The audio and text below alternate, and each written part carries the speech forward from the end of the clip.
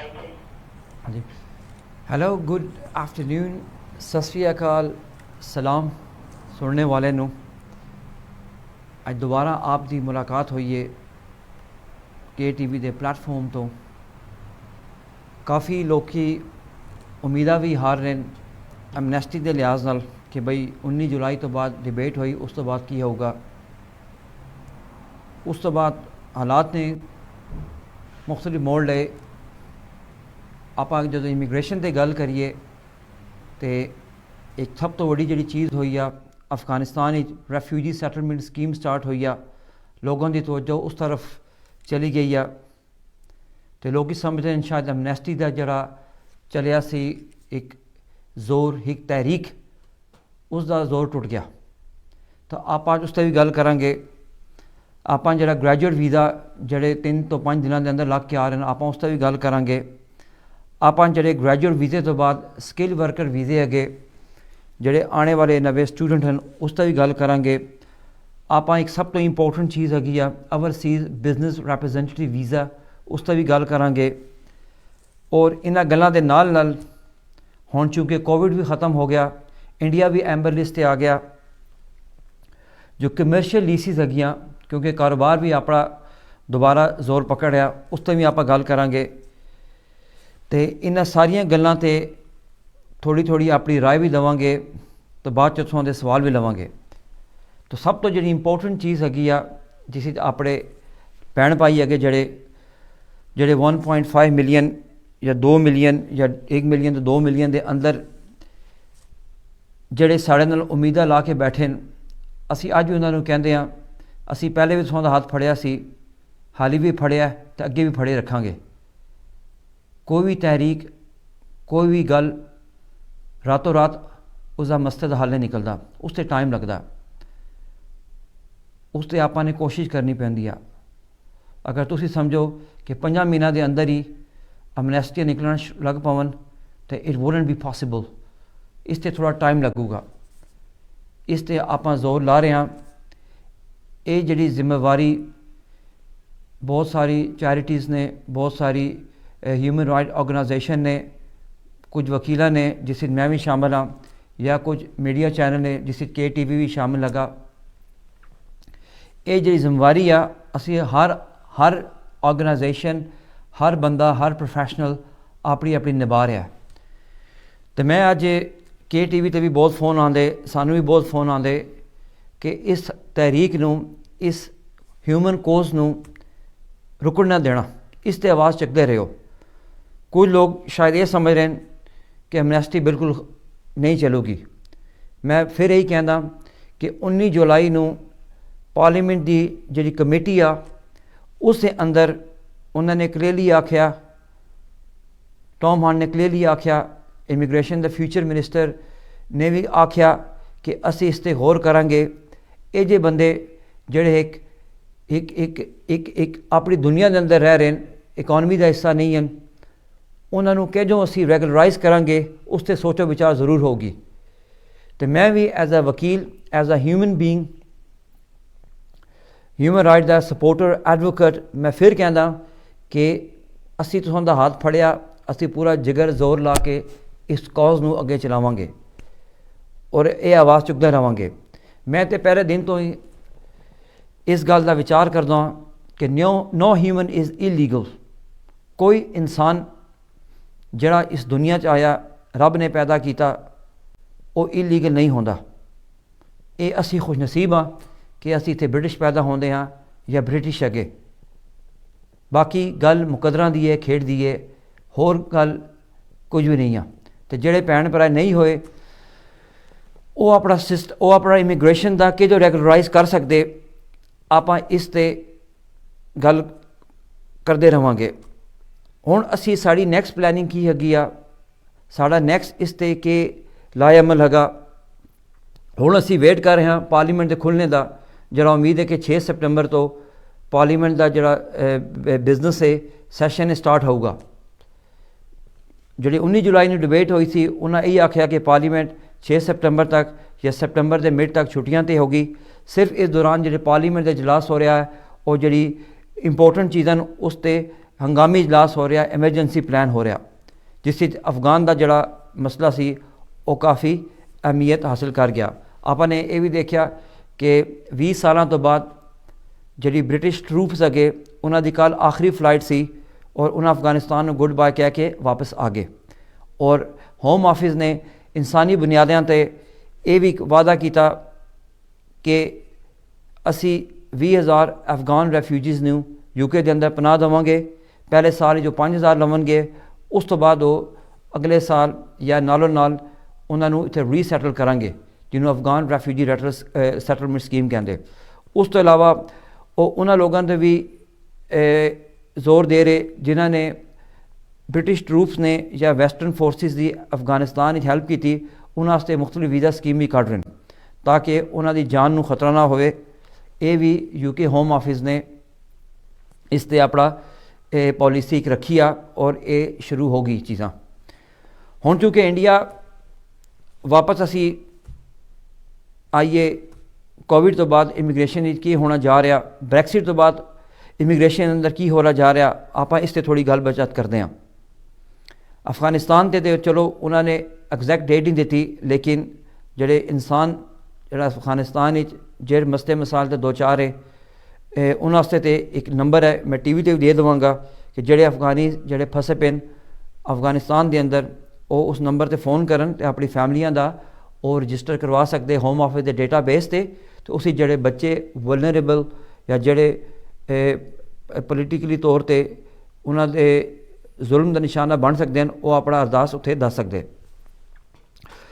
ਹੁਣ ਚੂँकि ਇੰਡੀਆ ਤੋਂ ਵਿਜ਼ਟਰ ਵੀਜ਼ਿਆਂ ਦਾ ਵੀ ਲੱਗਣਾ ਸਿਲਸਿਲਾ ਤੇਜ਼ ਹੋ ਗਿਆ, ਕਿਉਂਕਿ ਇੰਡੀਆ ਹੁਣ ਐਂਬਰ ਲਿਸਟ 'ਤੇ ਹੈਗਾ।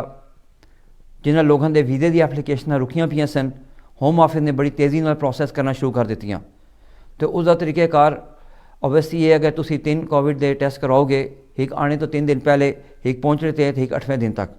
ਆਮ ਸ਼ੋਰ ਕਿ ਸੁਣਨੇ ਵਾਲੇ ਨੂੰ ਅਤੇ ਦੇਖਣੇ ਵਾਲੇ ਤੇ ਵਾਲਿਆਂ ਨੂੰ ਉਹਦੀ ਜਾਣਕਾਰੀ ਹੋਊਗੀ ਅਤੇ ਉਹ ਜਿਹੜਾ ਤੁਸੀਂ ਕੁਆਰੰਟੀਨ ਕਰਦੇ ਸੋ ਹੋਟਲਾਂ ਵਿੱਚ 2200 ਪਾਉਂਡ ਦੇ ਕੇ ਉਸ ਤੋਂ ਵੀ ਜਾਨ ਛੁੱਟ ਜਾਊਗੀ। ਇਹ ਇੱਕ ਬਹੁਤ ਬੜੀ ਵੈਲਕਮਿੰਗ ਚੀਜ਼ ਹੈਗੀ ਆ। ਇਹਨਾਂ ਗੱਲਾਂ ਦੇ ਨਾਲ ਨਾਲ ਜਿਹੜੇ ਸਟੂਡੈਂਟ UK ਦੇ ਅੰਦਰ ਡਿਗਰੀਆਂ ਜਿਨ੍ਹਾਂ ਦੀ ਕੰਪਲੀਟ ਹੋ ਗਈਆਂ,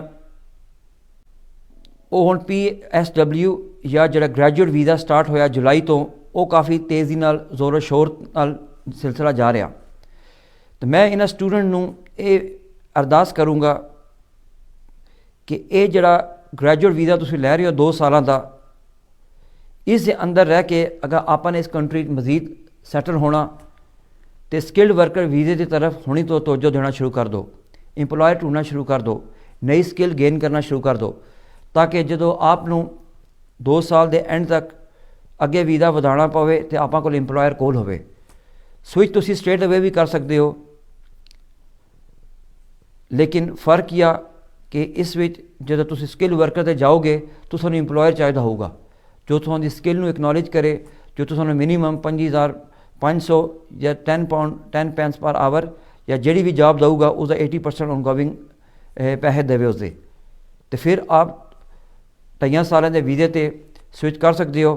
ਤੁਹਾਡੇ ਡਿਪੈਂਡੈਂਟ ਵੀ ਓਬਵੀਅਸਲੀ ਨਾਲ ਸਵਿਚ ਕਰ ਸਕਦੇ ਹਨ, ਇੰਡੀਆ ਤੋਂ ਵੀ ਆ ਸਕਦੇ ਹਨ ਜਾਂ ਦੂਜੇ ਦੇਸ਼ਾਂ ਤੋਂ ਵੀ ਆ ਸਕਦੇ ਹਨ ਜਿੱਥੋਂ ਤੁਸੀਂ ਸ਼ਾਦੀਆਂ ਕੀਤੀਆਂ, ਔਰ ਫਿਰ 2 ਸਾਲਾਂ ਦੀ ਹੋਰ ਐਕਸਟੈਂਸ਼ਨ ਹੋਊਗੀ। ਫਿਰ 5 ਸਾਲਾਂ ਬਾਅਦ ਤੁਸੀਂ ਇਸ ਵੀਜ਼ੇ 'ਚ ਇਨਡੈਫੀਨਿਟ ਲੀਵ ਟੂ ਰਿਮੇਨ ਜਾਂ ਪੱਕੇ ਹੋ ਜਾਓਗੇ।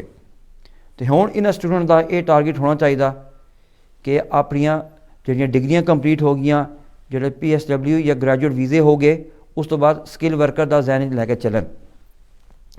ਅਤੇ ਤੀਜਾ ਜਿਹੜਾ ਮੈਂ ਪੁਆਇੰਟ ਆਖਿਆ, ਓਵਰਸੀਜ਼ ਬਿਜ਼ਨਸ ਰੈਪਰੈਜ਼ੈਂਟੇਟਿਵ ਵੀਜ਼ਾ। ਇਹ ਵੀਜ਼ਾ ਕੋਵਿਡ ਤੋਂ ਬਾਅਦ, ਬ੍ਰੈਕਸਿਟ ਤੋਂ ਬਾਅਦ ਬਿਜ਼ਨਸ ਵੀਜ਼ਾ ਵੈਸੇ ਤਾਂ 4 ਕੈਟੇਗਰੀਜ਼ ਹਨ, ਲੇਕਿਨ ਇਹ ਜਿਹੜਾ ਵੀਜ਼ਾ ਹੈਗਾ ਇਹਨਾਂ ਸਾਰਿਆਂ ਸਭ ਤੋਂ ਚੰਗਾ ਹੈਗਾ। ਕੋਈ ਵੀ ਜਿਹੜਾ ਬਿਜ਼ਨਸਮੈਨ ਹੈਗਾ ਜਿਹੜਾ ਆਪਣੇ ਦੇਸ਼ ਵਿੱਚ ਆਪਣੀ ਕੰਪਨੀ, ਆਪਣੀ ਆਰਗੇਨਾਈਜੇਸ਼ਨ, ਆਪਣਾ ਬਿਜ਼ਨਸ ਚਲਾ ਰਿਹਾ ਔਰ ਚਾਹੁੰਦਾ ਹੈ ਕਿ ਮੇਰਾ UK ਦੇ ਅੰਦਰ ਕੋਈ ਬਿਜ਼ਨਸ ਜਾਂ UK ਦੇ ਅੰਦਰ ਮੇਰਾ ਕੋਈ ਸਬਸਿਡਰੀ ਬ੍ਰਾਂਚ ਜਾਂ UK ਦੇ ਅੰਦਰ ਮੈਂ ਇੱਕ ਹੋਰ ਇਹਦਾ ਦਫ਼ਤਰ ਜਾਂ ਫੈਕਟਰੀ ਜਾਂ ਕੁਝ ਵੀ ਲਾऊं, ਅਤੇ ਇਹ ਓਵਰਸੀਜ਼ ਬਿਜ਼ਨਸ ਰੈਪਰੈਜ਼ੈਂਟੇਟਿਵ ਵੀਜ਼ਾ ਸਾਰਿਆਂ ਵੀਜ਼ਾ ਸਭ ਤੋਂ ਫਲੈਕਸੀਬਲ ਹੈਗਾ। ਇੱਕ ਤਾਂ ਇਸ ਵਿੱਚ ਕੋਈ ਮਿਨੀਮਮ ਕੈਪੀਟਲ ਨਹੀਂ ਚਾਹੀਦਾ, ਦੂਜਾ ਇਸ ਵਿੱਚ ਇੰਗਲਿਸ਼ ਦਾ ਲੈਵਲ ਸਭ ਤੋਂ ਥੋੜ੍ਹਾ ਚਾਹੀਦਾ, A1 ਚਾਹੀਦਾ, तीजा इसी तुहाडी फैमिली भी आ सकती आ। चौथा इसी तुसीं खुद अपने बॉस हो गए। पंजवां इस दे नाल नाल तुसीं अपने देश विच भी बिजनेस रख सकते हो तो इत्थे भी चला सकते हो। और छठा सब तो इत्ते फायदा हैगा तुसीं इस ते स्पॉन्सर लाइसेंस लैके अपने देश के वर्करां नूं भी बुला सकते हो। यानी इसके हर तरह के फायदे ही फायदे आ गए। शर्त ये हैगी आ कि इस दे अंदर तुसां दी जिहड़ा अपने देश के अंदर बिजनेस जिहड़ा होगा होवे वो एक सॉलिड जैनुअन बिजनेस होवे जिहड़ा यूके के अंदर उस बिजनेस की डिमांड भी होवे जिहड़ी ब्रांच खोलना चाहते हो। तो ये मैं पिछले प्रोग्राम में भी आखा सी कि ओवरसीज़ बिजनेस रैप्रजेंटेटिव वीज़ा एक बहुत पावरफुल वीज़ा हैगा अगर तुसीं इहनूं समझ जाओ। तो मैं टीवी के मैनेजमेंट नूं कह देवांगा कि इस थोड़ी जी ला देवन मशहूरी भी कर देवन क्योंकि इन्हां आपां दी जिहड़ी बिजनेस कम्यूनिटी आ उस नाल बहुत फ़ायदा हो सकदा।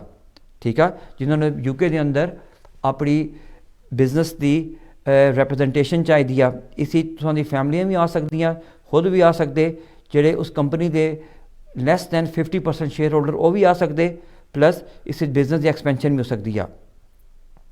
तो कोविड के बाद हुण चूँकि बिजनेसिस जिहड़े सानूं फोन आते कई देशों तो कि असी कोविड की वजह तो अपने देश की बिजनेस का अगे दूसरी पासे भी ब्रांच खोलना चाहते हैं। तो जो ओवरसीज़ बिजनेस रैप्रजेंटेटिव वीज़ा या सोल रैप्रजेंटेटिव वीज़ा इस मसले का सब तो बेहतरीन हल लगा। स्किल्ड वर्कर वीज़े तो आपने गल की जिन्होंने वर्क परमिट कहते हैं कि इस जोड़े स्टूडेंट इतने आ चुके हैं वो इंपलॉयर में ढूंढन या जिन्हें इंपलॉयर को काम कर रहे हैं उन्होंने अरदास करन कि उन्होंने अगर उन्होंने स्किल चाहिए हैगी आ तो उन्होंने स्पॉन्सरशिप दी जाए।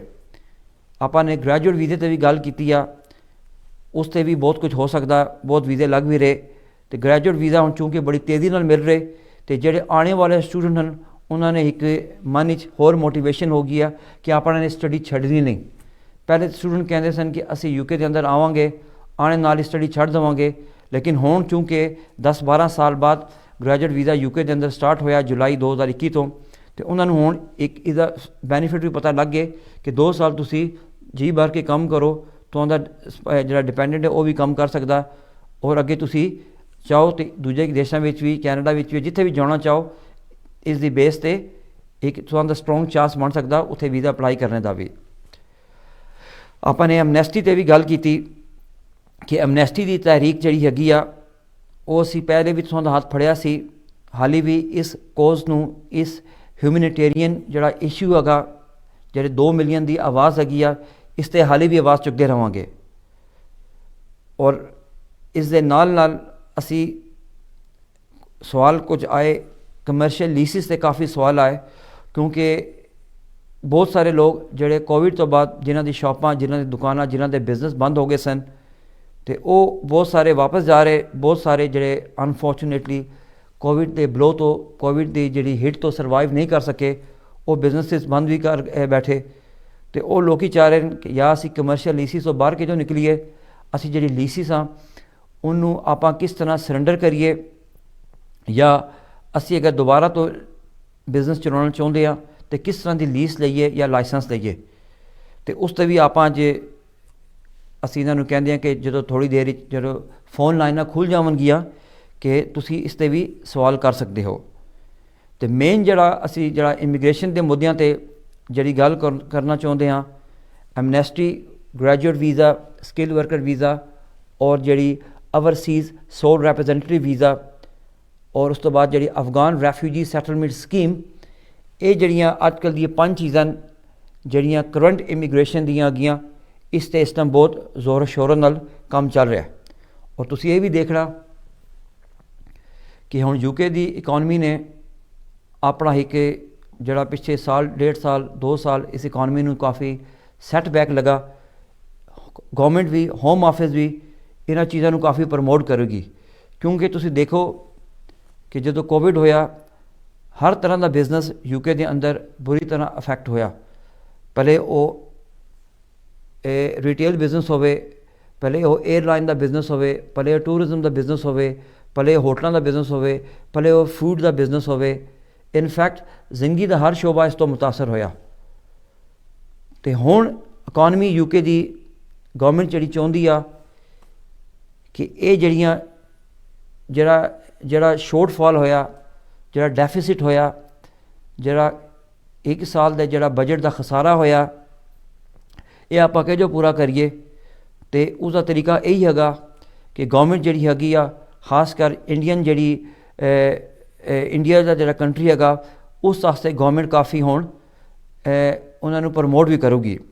ਔਰ ਆਪਾਂ ਨੂੰ ਪਤਾ ਵੀ ਹੈਗਾ ਕਿ UK ਗੌਰਮੈਂਟ ਔਰ ਇੰਡੀਅਨ ਗੌਰਮੈਂਟ ਦਾ ਜਿਹੜਾ ਯੂਥ ਮੋਬਿਲਿਟੀ ਪ੍ਰੋਗਰਾਮ ਹੈਗਾ, ਉਹ ਵੀ ਹੁਣ ਬਹੁਤ ਜਲਦੀ, ਜਿਸ ਵਿੱਚ 30 ਸਾਲ ਦੇ ਜਿਹੜੇ ਬੰਦੇ ਅੱਗੇ ਪ੍ਰੋਫੈਸ਼ਨਲ ਲੱਗੇ, ਜਿਨ੍ਹਾਂ ਨੇ 2 ਸਾਲ ਯੂਨੀਵਰਸਿਟੀ ਦੇ ਅੰਦਰ ਐਜੂਕੇਸ਼ਨ ਕੀਤੀ ਆ, ਜਿਨ੍ਹਾਂ ਦੀ ਇੰਗਲਿਸ਼ ਥੋੜ੍ਹੀ ਬਹੁਤੀ ਮਾੜੀ ਬੋਲ ਲੈਂਦੇ, ਉਹ ਵੀ ਹੁਣ 3000 ਬੰਦੇ ਹਰ ਸਾਲ ਇੱਥੇ UK 'ਚ ਆ ਸਕਣਗੇ। ਅਤੇ ਇਹ ਸਾਰੀਆਂ ਚੀਜ਼ਾਂ ਆਉਣ ਵਾਲੇ ਦਿਨਾਂ 'ਚ ਇਮੀਗ੍ਰੇਸ਼ਨ ਪਰਸਪੈਕਟਿਵ ਤੋਂ ਇਹ ਬੜੀ ਮਾਨੀ ਰੱਖਦੀਆਂ ਹਨ। ਔਰ ਹੁਣ ਜਿਹੜਾ ਵੀਜ਼ੇ ਲੱਗਣ ਦਾ ਸਿਲਸਿਲਾ ਹੈ, ਉਹ ਕਾਫੀ ਤੇਜ਼ੀ ਨਾਲ ਵੀ ਰਹੂਗਾ। ਲੇਕਿਨ ਆਪਾਂ ਨੇ ਗਲਤੀ ਨਹੀਂ ਕਰਨੀ, ਆਪਾਂ ਨੇ ਠੀਕ ਵੀਜ਼ਾ ਲੈਣਾ, ਠੀਕ ਕੈਟੇਗਰੀ ਦਾ ਵੀਜ਼ਾ ਲੈਣਾ, ਤਾਂ ਕਿ ਇੱਥੇ ਆ ਕੇ ਤੁਸੀਂ ਜਿਸ ਮਕਸਦ ਵਾਸਤੇ ਆਏ ਹੋ, ਜਿਹੜਾ ਵੀਜ਼ਾ ਲੈ ਕੇ ਆਏ ਹੋ, ਉਸ ਦੇ ਅੰਦਰ ਰਹਿ ਕੇ ਆਪਣਾ ਮਕਸਦ ਹਾਸਿਲ ਕਰੋ। ਔਰ ਅੱਗੇ ਵਧਾਉਣਾ ਚਾਹੁੰਦੇ ਹੋ ਤਾਂ ਓਬਵੀਅਸਲੀ ਤੁਸੀਂ ਜਿਹੜੇ ਠੀਕ ਕਾਨੂੰਨੀ ਮਾਹਿਰ ਅੱਗੇ, ਸਲਿਸਟਰ ਅੱਗੇ, ਲੋਇਰਸ ਅੱਗੇ, ਉਹਨਾਂ ਕੋਲ ਜਾਓ। ਆਪਾਂ ਨੇ ਓਵਰਸਟੇ ਨਹੀਂ ਹੋਣਾ। ਦੇਖੋ, ਪਿਛਲੇ ਜਿਹੜੇ ਲੋਕ ਆਏ ਸਨ ਅੱਜ ਤੋਂ 10 ਸਾਲ ਪਹਿਲੇ, 8 ਸਾਲ ਪਹਿਲੇ ਜਾਂ 20 ਸਾਲ ਪਹਿਲੇ, ਉਹਨਾਂ ਨੇ ਉਹ ਇੱਥੇ ਸਿਸਟਮ ਵਿੱਚ ਆ ਕੇ ਟਰੈਪ ਹੋ ਗਏ। ਦੇ ਗॉट ਟਰੈਪ ਇਨ ਦ ਸਿਸਟਮ। ਇਹ ਐਮਨੈਸਟੀ ਦੀ ਤਹਿਰੀਕ ਕਿਉਂ ਹੋਈ ਆ? ਵਾਈ ਸੋ ਮੈਨੀ ਪੀਪਲ ਬਿਕਮ ਐਨ ਓਵਰਸਟੇਅਰ? ਇਤਨੇ ਬੰਦੇ ਕਿਉਂ ਓਵਰਸਟੇ ਹੋਏ? ਓਬਵੀਅਸਲੀ ਜਾਂ ਤਾਂ ਸਿਸਟਮ ਦਾ ਧੱਕਾ ਹੋਇਆ ਉਹਨਾਂ ਨਾਲ, ਜਾਂ ਉਹਨਾਂ ਨੂੰ ਠੀਕ ਐਡਵਾਈਸ ਨਹੀਂ ਮਿਲੀ, ਜਾਂ ਉਹਨਾਂ ਦੇ ਸਰਕਮਸਟੈਂਸਿਸ ਐਸੇ ਸਨ ਜਿਨ੍ਹਾਂ ਨੇ ਉਹਨੂੰ ਮਜਬੂਰ ਕਰ ਦਿੱਤਾ। ਅੱਜ ਉਹ ਇੱਕ ਐਸੀ ਕੈਦ ਵਿੱਚ ਫਸ ਗਏ, ਨਾ ਅੱਗੇ ਜਾਣੇ ਦੇ ਨਾ ਪਿੱਛੇ ਜਾਣੇ ਦੇ। ਇਹ ਐਮਨੈਸਟੀ ਦੀ ਤਹਿਰੀਕ ਜਿਹੜੇ 1.5 ਮਿਲੀਅਨ ਲੋਕਾਂ ਵਾਸਤੇ ਆਵਾਜ਼ ਚੱਕ ਰਿਹਾ, ਇਹ ਇन्हीं ਲੋਕਾਂ ਵਾਸਤੇ। ਇੱਕ ਚੀਜ਼ ਮੈਂ ਜ਼ਰੂਰ ਐਡ ਕਰੂੰਗਾ ਐਮਨੈਸਟੀ ਦੇ ਲਿਹਾਜ਼ ਤੋਂ ਹੀ, ਕਿ ਪਾਰਲੀਮੈਂਟ ਨੇ ਵੀ ਔਰ MPs ਨੇ ਵੀ ਔਰ ਹੋਮ ਆਫਿਸ ਨੇ ਵੀ 2 ਚੀਜ਼ਾਂ 'ਤੇ ਬਹੁਤ ਜ਼ੋਰ ਦਿੱਤਾ। ਇੱਕ, ਉਹ ਕਹਿੰਦੇ ਨੇ ਕਿ ਅਸੀਂ ਉਹਨਾਂ ਲੋਕਾਂ ਵਾਸਤੇ ਰੈਗੂਲਰਾਈਜ਼ ਕਰਾਂਗੇ ਜਿਹੜੇ ਇਕਨੋਮਿਕ ਮਾਈਗ੍ਰੈਂਟ ਨਾ ਹੋਣ, ਜਿਨ੍ਹਾਂ ਨੂੰ ਜੈਨੂਅਲੀ ਆਪਣੇ ਦੇਸ਼ਾਂ 'ਚ ਵਾਪਸ ਨਹੀਂ ਜਾ ਸਕਦੇ, ਜਾਂ ਜਿਹਨਾਂ ਨਾਲ ਜੈਨੂਅਲੀ ਕੋਈ ਧੱਕਾ ਹੋਇਆ। ਜਿਹੜੇ ਇਕਨੋਮਿਕ ਮਾਈਗ੍ਰੈਂਟ ਹੈਗੇ, ਉਹਨਾਂ ਵਾਸਤੇ ਹੋਮ ਆਫਿਸ ਜ਼ਿਆਦਾ ਸਿੰਪੈਥੀ ਨਹੀਂ ਰੱਖਦਾ। ਔਰ ਇਹ ਚੀਜ਼ ਜਿਹੜਾ ਅਫਗਾਨਿਸਤਾਨ ਤੋਂ ਲੋਕੀ ਨਸ ਕੇ, ਫਲੈਡ ਕਰਕੇ ਆਉਣਾ ਚਾਹੁੰਦੇ, ਗੌਰਮੈਂਟ ਨੇ ਇਹ ਚੀਜ਼ ਤੱਕਣੀ ਕਿਆ ਉਹਨਾਂ ਨੂੰ ਜੈਨੂਅਲੀ ਜਾਨ ਨੂੰ ਖਤਰਾ ਹੈਗਾ ਜਾਂ ਉਹ ਇਕਨੋਮਿਕ ਮਾਈਗ੍ਰੈਂਟ ਹੈਗੇ। ਅਤੇ ਆਪਾਂ ਨੇ ਇਹ ਚੀਜ਼ ਜਦੋਂ ਆਪਣਾ ਐਪਲੀਕੇਸ਼ਨਾਂ ਕਰਦੇ ਹਾਂ ਵੀਜ਼ਿਆਂ ਦੀ, ਖਾਸ ਕਰ ਜਿਹੜੇ ਓਵਰਸਟੇ ਹੁੰਦੇ, ਉਹਨਾਂ ਨੇ ਇਹ ਚੀਜ਼ ਇੱਕ ਸਾਬਤ ਕਰਨੀ ਆ, ਜਿਹੜੀ ਮੈਂ ਅਕਸਰ ਪ੍ਰੋਗਰਾਮ ਵਿੱਚ ਕਹਿੰਦਾ ਰਹਿੰਦਾ, ਕਿ ਦੇ ਜਸਟ ਨਾਟ ਐਨ ਇਕਨੋਮਿਕ ਮਾਈਗ੍ਰੈਂਟ। ਉਹ ਇਕਨੋਮਿਕ ਮਾਈਗ੍ਰੈਂਟ ਨਹੀਂ ਅੱਗੇ, ਉਹ ਸਿਰਫ ਪੈਸਿਆਂ ਦੀ ਖਾਤਰ ਓਵਰਸਟੇ ਨਹੀਂ ਹੋਏ, ਉਹਨਾਂ ਦੀ ਜੈਨੂਇਨ ਮਜਬੂਰੀਆਂ ਸਨ।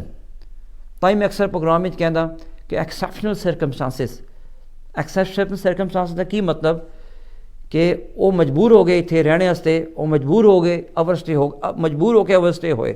ਉਹ ਸਿਰਫ ਪੈਸਿਆਂ ਵਾਸਤੇ ਓਵਰਸਟੇ ਨਹੀਂ ਹੋਏ, ਜਾਂ ਉਹਨਾਂ ਦੇ ਕਾਲਜ ਯੂਨੀਵਰਸਿਟੀਆਂ ਬੰਦ ਹੋ ਗਈਆਂ, ਜਾਂ ਕੋਈ ਉਹਨਾਂ ਨਾਲ ਧੱਕਾ ਕਰਕੇ ਪੈਸੇ ਖਾ ਗਿਆ, ਜਾਂ ਉਹ ਜਦੋਂ ਆਏ ਸਨ ਉਸ ਟਾਈਮ ਉਹਨਾਂ ਦੇ ਦੇਸ਼ਾਂ ਦੇ ਹਾਲਾਤ ਠੀਕ ਸਨ, ਬਾਅਦ 'ਚੋਂ ਉਹਨਾਂ ਦੇ ਹਾਲਾਤ ਐਸੇ ਵਿਗੜ ਗਏ ਕਿ ਉਹ ਵਾਪਸ ਜਾਣ ਦੇ ਕਾਬਲ ਨਹੀਂ ਰਹੇ।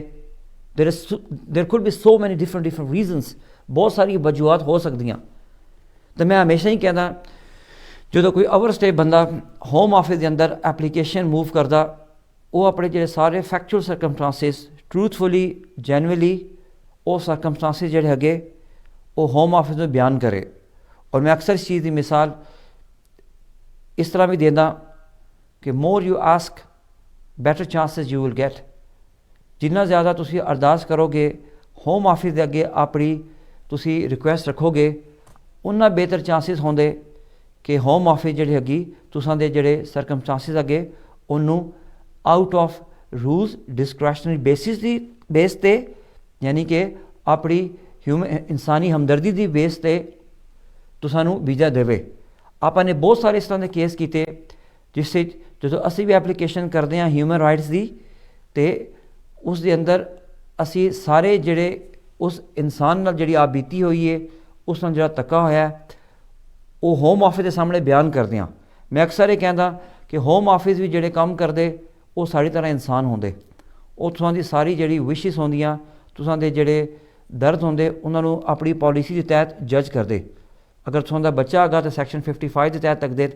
ਅਗਰ ਤੁਸਾਂ ਦੀ ਫੈਮਿਲੀ ਔਰ ਪ੍ਰਾਈਵੇਟ ਲਾਈਫ ਇਸ ਮੁਲਕ ਦੇ ਅੰਦਰ 8 ਜਾਂ 10 ਸਾਲ ਜਾਂ 12 ਸਾਲ ਤੋਂ ਚੱਲ ਰਹੀ ਹੈ ਉਸਨੂੰ ਆਰਟੀਕਲ 8 ਦੀ ਬੇਸ 'ਤੇ ਤੱਕਦੇ। ਅਗਰ ਤੁਸਾਂ ਨੂੰ ਐਸੀ ਬਿਮਾਰੀ ਹੈਗਾ ਜਿਸਦਾ ਇਲਾਜ ਤੁਸਾਂ ਦੇ ਮੁਲਕ 'ਚ ਨਹੀਂ ਹੈਗਾ, ਉਹ ਆਰਟੀਕਲ 3 ਜਾਂ ਹੋਰ ਜਿਹੜੇ ਰੈਲੇਵੈਂਟ ਸੈਕਸ਼ਨ ਹੈਗੇ ਜਿਹੜੇ 276 AD ਉਸ ਦੀ ਬੇਸ 'ਤੇ ਤੱਕਦੇ, ਜਿਹੜਾ ਇਮੀਗ੍ਰੇਸ਼ਨ ਦਾ ਪੈਰਾਗ੍ਰਾਫ ਹੈਗਾ। ਇਨ ਫੈਕਟ ਤੁਸਾਂ ਦੇ ਜਿਹੜੇ ਸਾਰੇ ਸਰਕਮਸਟੈਂਸਿਸ ਹਨ ਉਸਦਾ ਮੁਕੰਮਲ ਜਾਇਜ਼ਾ ਉਹਨੂੰ ਮੁਕੰਮਲ ਤੌਰ 'ਤੇ ਉਹ ਇਨਵੈਸਟੀਗੇਟ ਕਰਦੇ। ਅਗਰ ਉਸ ਦੇ ਅੰਦਰ ਜਾਨ ਹੋਵੇ, ਉਹ ਮੁਕੰਮਲ ਐਵੀਡੈਂਸ ਦੇ ਨਾਲ ਸਪੋਰਟਡ ਹੋਵੇ ਤਾਂ ਹੋਮ ਆਫਿਸ ਉਹਨੂੰ ਵੀਜ਼ਾ ਦੇਂਦੀ ਵੀ ਆ, ਜਿਹੜਾ 2.5 ਸਾਲ ਦਾ ਵੀਜ਼ਾ ਮਿਲਦਾ। ਇੱਕ ਹੋਰ ਚੀਜ਼ ਕਾਫੀ ਸਵਾਲ ਆਇਆ ਸਟੂਡੀਓ ਦੇ ਅੰਦਰ ਵੀ ਔਰ ਮੇਰੇ ਕੋਲ ਵੀ ਪੁੱਛਿਆ ਗਿਆ ਕਿ ਸਟੇਟਲੈਸ ਦਾ ਜਿਹੜੀ ਗੱਲ ਹੈਗੀ ਆ ਉਹ ਹੁਣ ਤੁਸੀਂ ਨੇ ਦੇਖ ਵੀ ਲਿਆ ਕਿ ਲੋਕ ਜਦੋਂ ਡਰ ਗਏ ਸਨ ਕਿ ਇਹ ਕਾਨੂੰਨ ਬੰਦ ਹੋਇਆ। ਮੈਂ ਪਹਿਲੇ ਵੀ ਕਾਫੀ ਕਹਿੰਦਾ ਰਿਹਾ ਲੋਕ ਇਹ ਕਾਨੂੰਨ ਬੰਦ ਨਹੀਂ ਹੋਇਆ। ਅਗਰ ਤੁਸੀਂ ਜੈਨੂਇਨਲੀ ਸਟੇਟਲੈਸ ਅੱਗੇ ਤਾਂ ਤੁਸੀਂ ਅੱਗੇ ਕਾਨੂੰਨ ਟਾਈਟ ਜ਼ਰੂਰ ਹੁੰਦਾ। ਜਿਹੜਾ ਵੀ ਕਾਨੂੰਨ ਹੁੰਦਾ ਕਾਨੂੰਨ ਬਣਦਾ ਹੀ ਆ ਚੇਂਜ ਹੋਣੇ ਵਾਸਤੇ। ਮੈਂ ਹਮੇਸ਼ਾ ਇਹ ਕਹਿੰਦਾ ਰਹਿੰਦਾ ਕਾਨੂੰਨ ਕਦੀ ਫਿਕਸ ਨਹੀਂ ਰਹਿੰਦਾ। ਕਾਨੂੰਨ ਇੱਕ ਚਲਦੇ ਪਾਣੀ ਦੀ ਤਰ੍ਹਾਂ ਹੁੰਦਾ ਜਿਹੜਾ ਹਮੇਸ਼ਾ ਚੱਲਦਾ ਰਹਿੰਦਾ, ਰਵਾਂ ਦਵਾ ਰਹਿੰਦਾ। ਜਿਹੜੇ ਹਾਲਾਤ ਦੇ ਮੁਤਾਬਿਕ ਇਨਸਾਨ ਦੀ ਜ਼ਰੂਰਤਾਂ ਦੇ ਮੁਤਾਬਿਕ ਜਿਹੜੀ ਪਾਰਲੀਮੈਂਟ ਹੁੰਦੀ ਇਸ ਮੁਲਕ ਦੀ ਉਹਨੂੰ ਚੇਂਜ ਕਰਦੀ ਰਹਿੰਦੀ। ਅਤੇ ਉਹ ਕਾਨੂੰਨ ਹਾਲੀ ਵੀ ਖੁੱਲ੍ਹਿਆ ਜਿਹੜੇ ਲੋਕ ਸਟੇਟਲੈਸ ਅੱਗੇ ਜੈਨੂਅਲੀ ਜਿਨ੍ਹਾਂ ਕੋਲ ਪ੍ਰੂਫ ਅੱਗੇ ਉਹ ਜੈਨੂਅਲੀ ਸਟੇਟਲੈਸ ਅੱਗੇ ਉਹ ਵੀਜ਼ੇ ਵੀ ਕਾਫੀ ਮਿਲ ਰਹੇ। ਅਤੇ ਉਸ 'ਤੇ ਵੀ ਤੁਸੀਂ ਘਬਰਾਓ ਨਾ। ਮੇਰੇ ਪ੍ਰੋਗਰਾਮ ਦੇ ਆਉਣ ਦਾ ਮਕਸਦ ਇਹੀ ਆ ਕਿ ਤੁਸਾਂ ਦੀ ਇੱਕ ਉਮੀਦ ਬਣਾ, ਇੱਕ ਸੱਚੀ ਉਮੀਦ ਬਣਾ, ਨਾ ਕਿ ਤੁਸਾਂ ਨੂੰ ਝੂਠੇ ਤਸੱਲੀਆਂ ਦੇਵਾਂ। ਔਰ ਜੋ ਮੈਂ as a human being, as a lawyer, as a human right supporter, ਮੈਂ ਜਿਹੜੀ ਤੁਸਾਂ ਨੂੰ ਸਪੋਰਟ ਜਿਹੜੀ ਲੇਟੈਸਟ ਇਨਫੋਰਮੇਸ਼ਨ ਆਪਣੇ ਨੌਲੇਜ, ਆਪਣੇ ਐਕਸਪੀਰੀਅੰਸ ਦੇ ਬੇਸ 'ਤੇ, ਆਪਣੀ ਪ੍ਰੋਫੈਸ਼ਨਲ ਕਪੈਸਿਟੀ ਦੀ ਬੇਸ 'ਤੇ ਜਿਹੜੀ ਮੈਂ ਕਰ ਸਕਦਾ ਉਹ ਮੈਂ ਤੁਸਾਂ ਵਾਸਤੇ ਕਰਦਾ ਰਹੂੰਗਾ, ਆਪਣੇ ਪੰਜਾਬੀ ਭੈਣ ਭਾਈਆਂ ਵਾਸਤੇ ਕਰਦਾ ਰਹੂੰਗਾ। ਮੈਂ TV ਚੈਨਲ ਦੀ ਐਡਮਿਨਿਸਟ੍ਰੇਸ਼ਨ ਦਾ ਵੀ ਬੜਾ ਸ਼ੁਕਰਗੁਜ਼ਾਰ ਹਾਂ ਕਿ ਜਿਹੜੇ ਹਮੇਸ਼ਾ ਮਨ ਅਪਰਚੂਨਿਟੀ ਦਿੰਦੇ ਇੱਥੇ ਆ ਕੇ ਹੱਕ ਸੱਚ ਦੀ ਗੱਲ ਕਰਾਂ, ਇੱਥੇ ਆ ਕੇ ਜਿਨ੍ਹਾਂ ਲੋਕਾਂ ਨੂੰ ਜੈਨੂਅਲੀ ਹੈਲਪ ਚਾਹੀਦੀ ਆ ਉਹ ਕਰਾਂ। ਮੈਂ ਲਾਸਟ ਟਾਈਮ ਇਹੀ ਗੱਲ ਆਖੀ ਕਿ ਜਿਹੜੇ ਲੋਕ ਫੀਸਾਂ ਅਫੋਰਡ ਨਹੀਂ ਕਰ ਸਕਦੇ ਅਸੀਂ ਹੈਲਪ ਕਰਾਂਗੇ।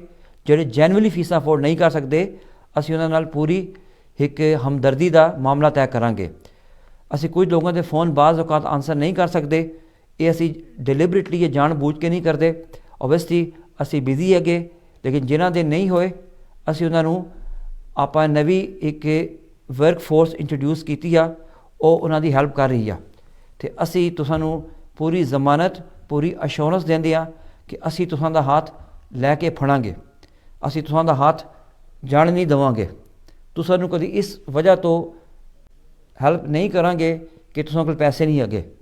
ਤੁਸੀਂ ਅਗਰ ਬਿਮਾਰ ਹੈਗੇ, ਤੁਸੀਂ ਆਪਣੇ ਕਿਸੇ ਨਾਲ ਤੁਸਾਂ ਨਾਲ ਧੱਕਾ ਹੋਇਆ, ਅਸੀਂ ਤੁਸਾਂ ਦੀ ਜਿਹੜੀ ਹੱਕ ਸੱਚ ਦੀ ਆਵਾਜ਼ ਹੈ ਉਹ ਹੋਮ ਆਫਿਸ ਤੱਕ ਜਾਂ ਜਿਹੜੇ ਵੀ ਪਲੈਟਫਾਰਮ 'ਤੇ ਪਹੁੰਚਾਉਣੀ ਹੈਗੀ ਆ ਜ਼ਰੂਰ ਪਹੁੰਚਾਵਾਂਗੇ।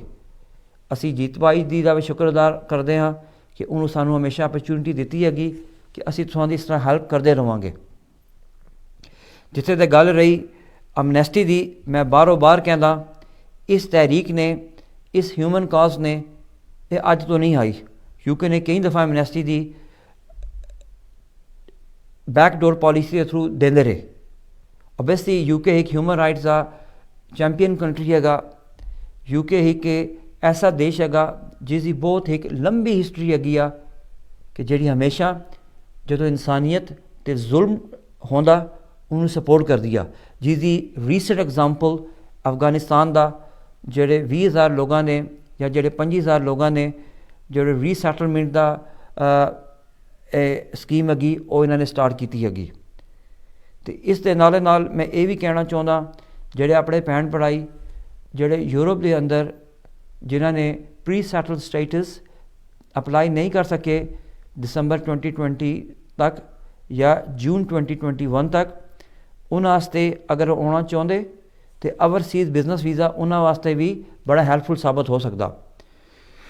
ਕਿਉਂਕਿ ਲੋਕ ਯੂਰਪੀਅਨ ਦੱਸਦੇ ਰਹਿੰਦੇ ਕਿ ਜਿਹੜੇ ਲੋਕ ਇਟਲੀ, ਸਪੇਨ ਜਾਂ ਉਹਨਾਂ ਕੰਟਰੀ 'ਚ ਬੜੇ ਵੈਲ ਸੈਟਲ ਲੱਗੇ, ਉਹ ਓਵਰਸੀਜ਼ ਬਿਜ਼ਨਸ ਵੀਜ਼ੇ ਤੋਂ ਫਾਇਦਾ ਚੱਕ ਸਕਦੇ। ਔਰ ਮਨ ਇਹ ਵੀ ਖਬਰਾਂ ਲੋਕ ਦੱਸਦੇ ਰਹਿੰਦੇ, ਸਪੇਨ ਤੋਂ, ਇਟਲੀ ਤੋਂ, ਪੋਰਚੁਗਲ ਤੋਂ ਫੋਨ ਕਾਲ ਆਉਂਦੀ ਰਹਿੰਦੀਆਂ ਕਿ ਉਹ ਉੱਥੋਂ ਛੱਡਣਾ ਨਹੀਂ ਚਾਹੁੰਦੇ, ਕਿਉਂਕਿ ਉਹਨਾਂ ਨੇ 15-20 ਸਾਲ ਲਗਾਏ, ਉਹਨਾਂ ਦੇ ਉੱਥੇ ਵੈਲ ਸਟੈਬਲਿਸ਼ ਬਿਜ਼ਨਸ ਹੈਗੇ। ਉਹ ਹੁਣ ਚਾਹੁੰਦੇ ਕਿ ਅਸੀਂ ਆਪਣਾ ਜਿਹੜੇ 15-20 ਸਾਲ ਉੱਥੇ ਲਾਏ ਉਹ ਵੀ ਸਾਡੇ ਜ਼ਾਇਆ ਨਾ ਹੋਵਣ, ਲੇਕਿਨ ਸਾਡਾ UK ਦਾ ਵੀ ਰਹਿਣ ਦਾ ਸਿਲਸਿਲਾ ਜਾਰੀ ਰਹੇ। ਅਤੇ ਉਹਨਾਂ ਭੈਣ ਭਾਈਆਂ ਵਾਸਤੇ ਮੇਰੀ ਸਭ ਤੋਂ ਬੈਸਟ ਐਡਵਾਈਸ ਇਹੀ ਹੈਗੀ ਕਿ sole representative overseas visa is the best way forward. ਇਹ ਬੈਸਟ ਵੀਜ਼ਾ ਹੈਗਾ। ਇਸੀ ਤੁਸੀਂ ਆਪਣੇ ਬੌਸ ਹੋ ਗਏ, ਇਸੀ ਤੁਸਾਂ ਦਾ ਜਿਹੜਾ ਉਹਨਾਂ ਦੇਸ਼ਾਂ 'ਚ ਬਿਜ਼ਨਸ ਹੈਗਾ ਉਹ ਵੀ ਜਾਰੀ ਰਹੂਗਾ, ਔਰ ਇੱਥੇ ਵੀ ਤੁਸੀਂ ਉਹਦੀ ਬ੍ਰਾਂਚ ਖੋਲ੍ਹ ਸਕਦੇ ਹੋ। ਇਹ ਅਸਾਂ ਪੂਰੀ ਇੱਕ ਵੀਡੀਓ ਬਣਾਈ ਇਸ ਉੱਤੇ 10-15 ਮਿੰਟ ਦੀ, ਉਸ ਵਿੱਚ ਹਰ ਚੀਜ਼ ਆਪਾਂ ਨੇ ਇੰਗਲਿਸ਼ ਵਿੱਚ ਵੀ ਟੈਕਸਟ ਦੇ ਥਰੂ ਵੀ ਉਸ ਦੇ ਅੰਦਰ ਕੀਤੀ ਆ। ਉਹ ਤੁਸੀਂ TV ਦੀ ਜਿਹੜੀ ਐਡਮਿਨਿਸਟ੍ਰੇਸ਼ਨ ਹੈਗੀ ਆ ਉਸ ਕੋਲ ਵੀ ਲੈ ਸਕਦੇ ਹੋ।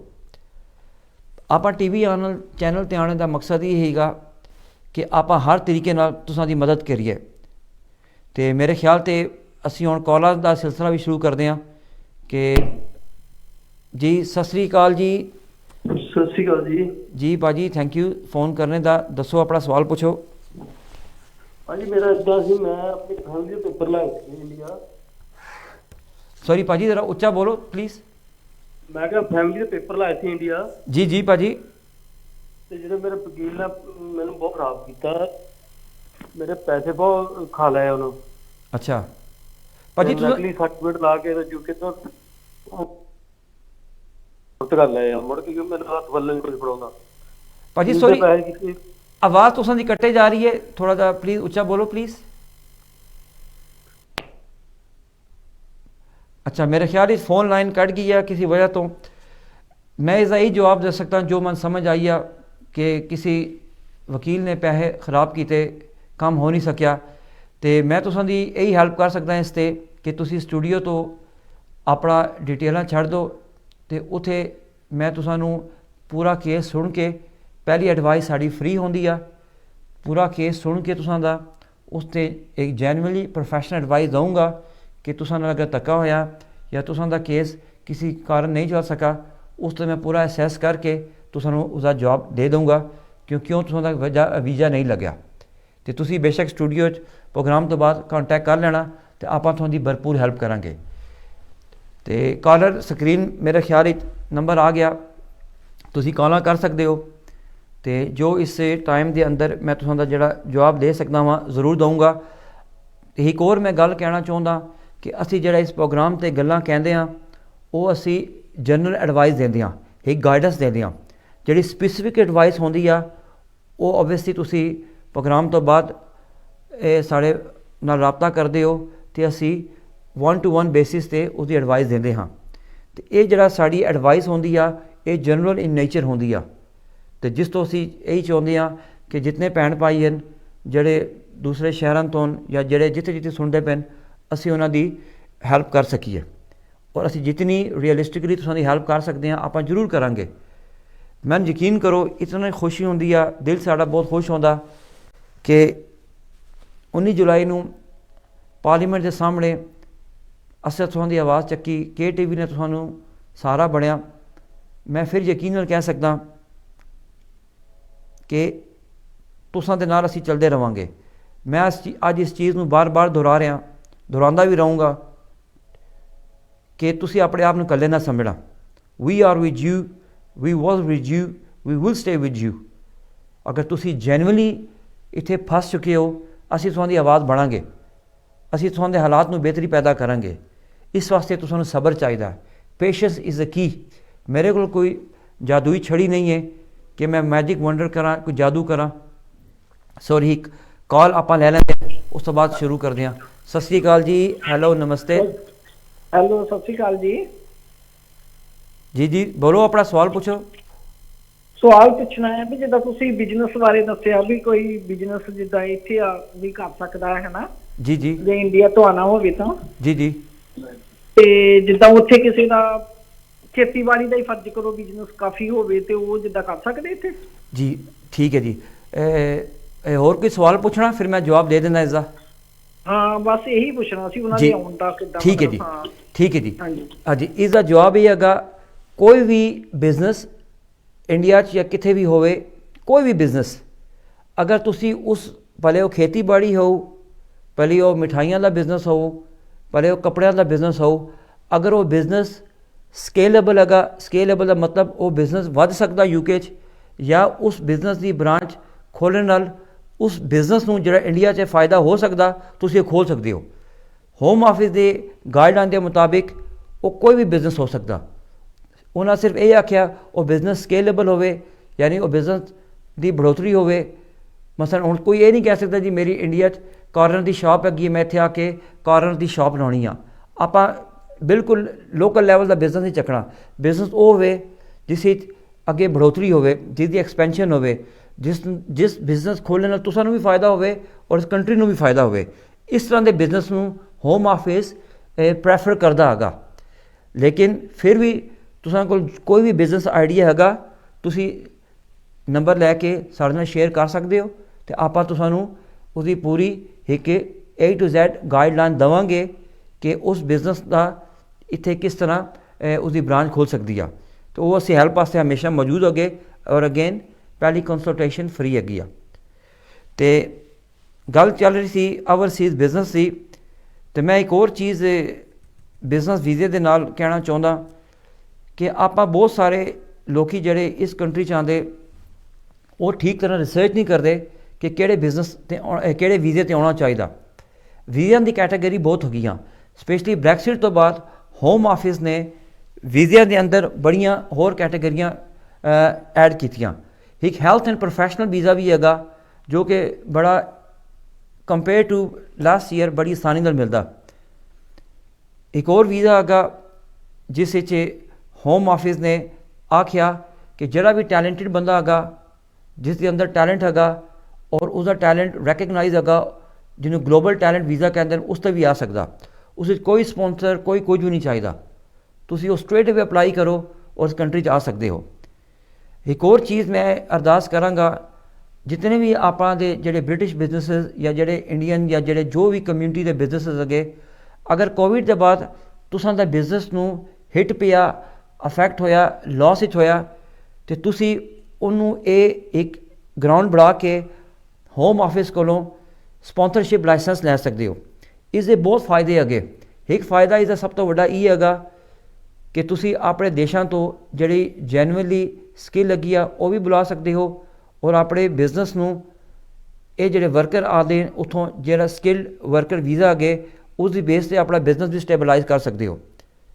तो तुसी जदों भी आने तो पहले किसी क्वालीफाइड लॉयर कोलों, सोलिसिटर कोलों या साडे कोलों तुसी पुछ सकते हो कि भाई साहब असीं अपना बंदा बुलाना इंडिया तो या किहड़े भी देश तो बुलाना, तुसी दसो उन्होंने किस वीज़े ते बुलाइए। तो आप जिस तरह काम करते हैं, कहने एक छोटी जी माड़ी जी CV जी बना लो, उस पर अपनी सारी क्वालिफिकेशन, अपनी एज, अपना एक्सपीरियंस लिखो, फिर आप उसके मुताबिक आपने गाइडलाइन करांगे। तो ये आप भी सर्विस शुरू की आ, तो तुसी TV ते भी नंबर लैके इस तो फ़ायदा चक सकते हो। गलत वीज़े ते ना आओ। गलत वीज़े ते आने का मतलब ये हैगा कि तुसी इत्थे आके फस जाओगे, तुसी कर्ज़िਆਂ ਵਿੱਚ भी डुब जाओगे, तुसी अगे सर्वाइव भी नहीं कर सकते। फिर उसका नतीजा ही होंदा कि तुसी ओवरस्टे हो जाते हो। असीं हमेशा ही कहते हैं कि सही वीज़े का मतलब तुसां दी सैटलमेंट इत्थे आसान होंदी आ। इंडिया देखो, मैं एक और गल कहना चाहना, इंडिया नूं वीज़े बहुत मिलने। हुण UK की जिहड़ी नज़र हैगी आ, जिस कंट्री तो सब तो ज़्यादा बंदे बुलाने अगे, इंडिया उसकी बहुत फेवरेट कंट्री हैगा। तो वीज़ियां वास्ते तुसी काहली ना करो, तुसी ठीक वीज़ा लो, वीज़ा मिल ही जाना, वन वे और अदर वीज़ा मिल जाना। सिर्फ चीज़ ये तुसां करनी आ कि ठीक वीज़ा लैके आओ, get the right category of the visa, visa की ठीक कैटेगरी लो। मैं एक और मन किसी ने एक सवाल किया इत्थे कि जिहड़े लोग प्रॉपर्टियां का करते कम वो इस UK इस कंट्री कितों हो सकते। प्रॉपर्टियां दे लैण देण ते वीज़ा नहीं मिलता, प्रॉपर्टियां दी कंस्ट्रक्शन के बड़े वीज़े मिलते। अगर तुसी इंडिया के अंदर स्किल्ड वर्कर अगे तुसी बिल्डिंगां बनाते हो, तुसी कारपेंटरी का काम करते हो, तुसी वुड का काम करते हो या तुसी ब्रिक का काम सोना जानते हो, तो तुसानूं मैं ये आखांगा इस वीज़ा तको तुसी। अगर तुहाडी कंस्ट्रक्शन कंपनी हैगी आ तो उस कंपनी की ब्रांच ऑफिस खोल सकते हो इत्थे। तो कहने का मतलब कि सिर्फ लोगों को थोड़ी रहनुमाई नहीं होंदी, लोग कहते हैं कि बस किसी तरीके ਨਾਲ ਵੀਜ਼ਾ ਮਿਲ ਜਾਵੇ, ਪਾਸਪੋਰਟ ਤੇ ਯੂਕੇ ਦਾ ਵੀਜ਼ਾ ਲੱਗ ਜਾਵੇ। ਵੀਜ਼ਾ ਜ਼ਰੂਰ ਲਓ, ਲੇਕਿਨ ਠੀਕ ਕੈਟੇਗਰੀ ਲਓ। उसका ਤੁਹਾਨੂੰ फ़ायदा ही होगा जो सही वीज़ा होगा, इत्थे आके तुसी जेन्युइनली जिस मकसद वास्ते आए हो मकसद पूरा होगा, अगर सैटलमेंट हो सकती है। तो काली ना करो, गलत एडवाइस ना लो, गलत पेपर ना लाओ, ठीक ठीक गल्लां दसो। इंडिया बहुत ही हॉट फेवर कंट्री रहूगा अगे फ्यूचर यूके वास्ते, क्योंकि ब्रैक्सिट तो बाद जी सब तो वड्डी इकॉनमी है जिस ते यूके की नज़र हैगी आ वो इंडिया ही हैगी आ। ताई तो इन्होंने यूथ मोबिलिटी स्कीम चालू की आ। तुसी ये देखो कि जितने भी एशियन कंट्रीज हैं यूके ने सब तो ज़्यादा जी प्रैफरेंस हैगी आ वो दी इंडिया नूं। इंडिया वाइड एशियन कंट्री हैगा जिस हर साल 3000 बंदे लवणगे। मनिया कि तादाद ये गिनती बहुत वड्डी नहीं हैगी, लेकिन फिर भी यूके गवर्नमेंट ने अपनी इंटेंशन शो की आ कि असी इंडियन जी यूथ आ, इंडियन जी स्किल आ, असी आप उस ते उन्होंने चाहते हैं इस कंट्री आवे, इत्थे इकॉनमी का हिस्सा बने। असी जी गलतियां साढ़े पहले लोगों ने कीतियां जेडे ओवरस्टे हो गए, असी ये गलतियां दोबारा नहीं दोहराना चाहते। मैं हमेशा ये गल आखी आ, पहले भी आखी है कि जो एक बंदा यूके तो डिपोर्ट होकर अपने देश वापस जाता, वो बंदा इस तरह होता जिस तरह वो उसकी एक पूरी एक नस्ल तबाह हो जाती है। वो इस तरह डिवास्टेटेड हो जाता, इस तरह अंदरों ब्रोक डाउन हो जाता, टुट जाता।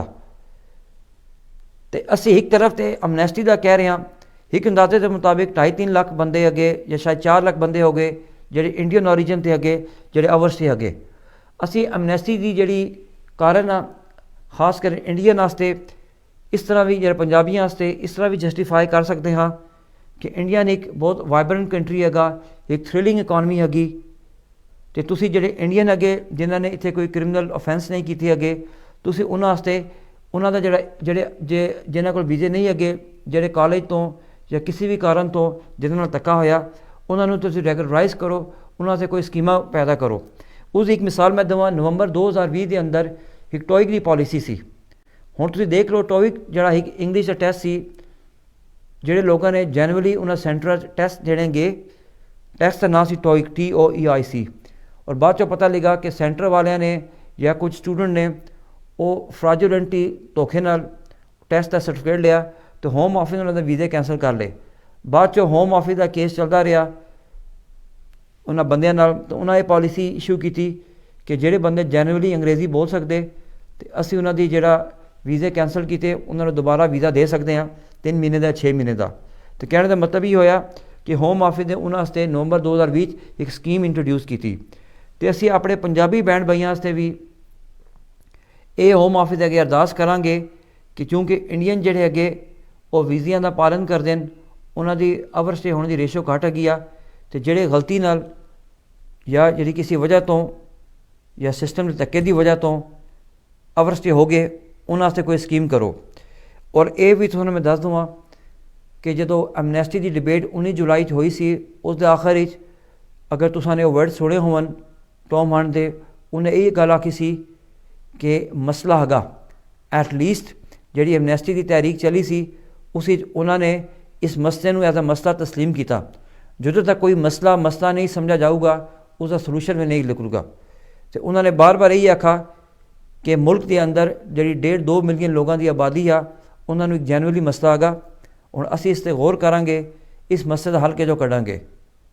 अगेन मैं फिर कहना कि तुसी चंगे काम करो, तुसी कंट्रीब्यूट करो सोसाइटी के अंदर, तुसी कोई भी क्रिमिनल ऑफेंस ना करो, ताकि जो कल तुसी होम ऑफिस के अंदर एप्लीकेशन पाओ तो तुसी कह सको कि असी इस सोसाइटी का, इस इकॉनमी का हिस्सा बनना चाहते हाँ।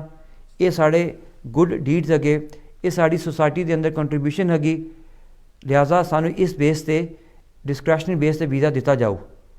तो ये मैं गल हमेशा ही कहता कि चंगे बंदे नू कोई ना कोई रस्ता निकल आंदा। और मैं हमेशा गल कहता, जीत भाजी भी गल कहते कि गुरुओं के भरोसे ते सारा निज़ाम चल रहा। मेरा भी इस गल का मनना हैगा कि भरोसे ते उम्मीद ते ये दुनिया का निज़ाम चल रहा। जेडे लोग ओवरस्टे है वापस नहीं जाना चाहते वो उम्मीद रखन, क्योंकि उम्मीद का सूरज कदे नहीं डुबदा। और असी भी तुसानू ये यकीन, ये अश्योरेंस देंदे हाँ ਕਿ ਅਸੀਂ ਜਿਹੜੇ ਸਹੀ ਬੰਦੇ ਅੱਗੇ ਉਹਨਾਂ ਦੇ ਨਾਲ ਟੁਰਦੇ ਰਹਾਂਗੇ, ਲੇਕਿਨ ਅਸੀਂ ਨਾਲੋਂ ਨਾਲ ਇਹ ਵੀ ਕਹਿੰਦੇ ਹਾਂ ਕਿ ਜਿਹੜੇ ਗਲਤ ਤਰੀਕੇ ਨਾਲ ਆਉਂਦੇ ਇਹ ਪਲੀਜ਼ ਨਾ ਆਵਣ, ਕਿਉਂਕਿ ਇਹਨਾਂ ਲੋਕਾਂ ਦਾ ਇੱਥੇ ਫਿਊਚਰ ਨਹੀਂ ਹੈਗਾ। ਜਿਹੜੇ ਲੋਕੀ ਸਿਸਟਮ ਦੇ ਧੱਕੇ ਦੀ ਵਜ੍ਹਾ ਤੋਂ ਅਵਰਸਟੇ ਹੋ ਗਏ, ਉਹਨਾਂ ਵਾਸਤੇ ਸਾਡੀ ਆਵਾਜ਼ ਹਮੇਸ਼ਾ ਬੁਲੰਦ ਰਹੂਗੀ। ਔਰ ਜਿਹੜੇ ਮਜ਼ੀਦ ਆਉਣਾ ਚਾਹੁੰਦੇ ਨੇ, ਲਾਈਕ ਆਈ ਸੈਡ ਕਿ ओवरसीज़ बिजनेस वीज़ा आगा या स्किल वर्कर वीज़ा आगा या स्टूडेंट वीज़ा आगा, और उस पर रिलाई करन, गलत रस्तियां ते आने की कोशिश ना करन। यूके की जी इमीग्रेशन हैगी आ वो इंडिया से बहुत फेवरेबल रहेगी इन अ वे, क्योंकि हुण इत्थे जी स्किल की शॉर्टेज रहूगी, वो शॉर्टेज उत्थों पूरी हो सकती है। इंडिया को यंग आबादी हैगी आ, इंडिया को स्किल हैगा, बाकी देशों को भी हैगा, लेकिन चूँकि इंडिया चाइना तो बाद साइज वड्डा हैगा, इंग्लिश स्पीकिंग हैगा, क्योंकि बहुत सारे लोग उत्थे इंग्लिश बोलते है, ठीक है। तो यूके वास्ते ये बहुत ही एक फेवरेट हैगा। और मैं पिछले भी प्रोग्राम में आखा इन्होंने स्टूडेंट की मदद कई बिलियन ऑफ पाउंड इकट्ठे करने। कोविड के बाद जो इकॉनमी का जो डेफिसिट होया वो भी इन्होंने पूरा करना, और टूरिज्म के थ्रू, ट्रैवल के थ्रू, फूड इंडस्ट्री के थ्रू, बिजनेस के नाम के थ्रू इन्होंने सारिया मदद पैसे पूरे करने। UK is a very advance country.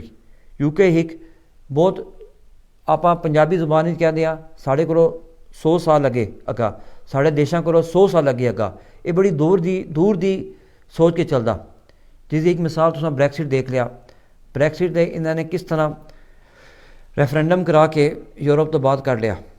हुण चूँकि दोबारा चाहते हैं कि साड़ी अपनी सॉवरैनिटी होवे, साड़ी अपनी पावर होवे, साड़ा उसी तरह का सूरज दोबारा चढ़ा रहे जिस तरह ब्रिटिश एम्पायर के दिन चढ़िया सी। ये दोबारा चाहते साढ़े बॉर्डरों से साड़ा कंट्रोल होवे, ये दोबारा ये चीज़ां करना चाहते। इस वास्ते एक ये भी कारण सी कि उन्हें यूरोप तो बाहर निकले और अपना एक अपनी मन मर्जी नाल करना चाहते। तो अगेन मैं बार बार कह रहा कि वीज़ा मिलना कोई वड्डी गल नहीं आ। वीज़ा सही कैटेगरी लेना, वीज़े तो बाद इत्थे आके सैटल होना, ये मेन चीज़ है। You got to focus on that. आपने इस पर फोकस करना। तो अगेन प्रोग्राम का जड़ा वक्त जड़ा है बड़ी तेज़ी नाल गुजर गया, और मन दसिया जा रहा है कि सिर्फ आप को 5-7 मिनट रह गए। तो मैं अपनी गल्लां रैप अप करदा। और सब तो पहले अगेन मैं ही कहदा कि अमनैस्टी की तहरीक दम नहीं तोड़ी। असी तुहां दा नाल आ, जुबैर रशीद तुहां दा नाल है, KTV तुहां दा नाल है।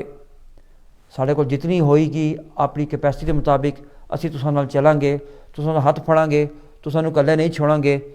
जिहड़ी उम्मीद तुसी मेरे नाल बंद बैठे हो, मेरे जदों तक दम आगा, मैं दिन रात काम कर रहा।